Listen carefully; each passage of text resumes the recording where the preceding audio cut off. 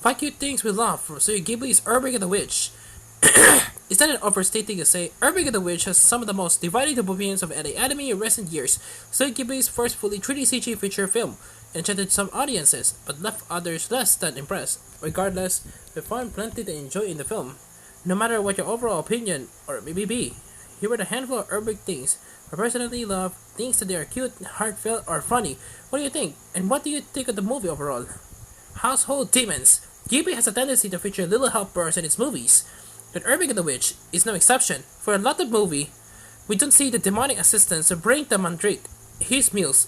Late in the film, we get a look at them, and as far as we're concerned, they're pretty cute. They also talk to the mandrake, and eventually Earwig. They got some interesting dialogue during the gritty play favorites when it comes to their masters. Poor mandrake ends up being called hideous. John the demon seems to be having a great time giving him a hard time. Mandrake's specific taste. Specific on the mandrake, he has very specific taste in food. Like, very specific. It's one thing to prefer your spice for a specific shop, but we see him sending out his unformation demons at cup sites and other such places to get exactly what he's craving at any given time. In fairness, we feel like that sometimes too. Earwig the Witch uses this very specific type of craving to good effect in one scene. There's a certain place in Earwig's life that makes very good shepherd spy. So good that the mandrake acknowledges it. Comedy custard. Before the events of Earwig the Witch kick off, Erika Wig enjoys her life at the orphanage. In particular, she's friends with Custard, a nervous young boy who prefers sci-fi over mysteries. Despite his nervous nature, he's always on Erwig's side for her more ridiculous plans.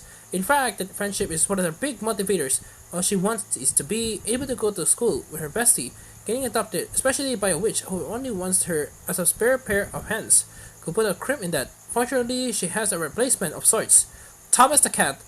Several reviewers noted that, like another Ghibli movie, Earwig the Witch features a young witch with a talking black cat companion, as the Felin Thomas himself notes. That's because black cats make the best witches familiars.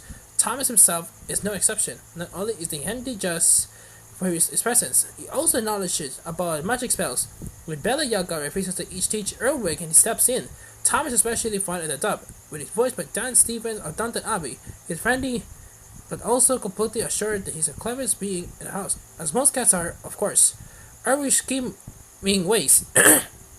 It always tells Earwig are said to burrow into your brain via the ear. The similarly named child of Earwig the Witch definitely borrows her way into any places she goes, but despite who her attitude might have you believe, she's actually pretty good to have around. She wants to have full run of any places she goes, getting whatever she wants to being like for everyone. Her primary way of achieving this is via being friendly and helpful. Yeah, some standard.